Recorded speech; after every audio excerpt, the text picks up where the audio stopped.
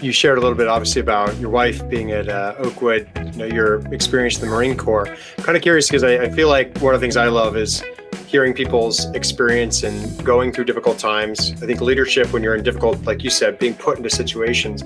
But do you also feel like a lot of that, what you just talked about, of doing the hard work, you will be rewarded, but you don't need to always be the center of attention? Is that something that you learned also from the Marine Corps? Or was there someone in your life who kind of taught that to you? Because it doesn't seem like that's something that you learn just right off the bat. It takes someone else showing that to you. Is that right? So that's a really cool question. Some people have the knack of just evaluating talent. They see somebody working in a role or a particular job. I think it's behaviors. Your character has a lot to do with it. Your integrity of how you approach a project or a task, how you manage through fails is what I look at. Not necessarily, what you're good at, but what are the challenges that you're faced and how do you overcome them?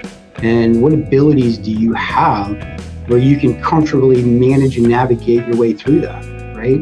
It's putting people in situations where they're building their self-confidence, where they can really match the confidence that you have in the person that they haven't even realized that they have yet. When I was in the military in boot camp, I was put in a position, say that I was the third recruit in charge of our platoon that we were in. Really not been away from home. It was a new experience for me, and I was afraid and nervous and all those things, and I was a worried disposition, which really freaked me out. And when you're put in positions like that, you kind of dig inside internally, and then you adjust to what those situations are. And I think as I have found myself time after time after time after time being put in those positions, then it's how you react to it and how you position yourself. And we see that in our organization. So at Adveneer, around 370 people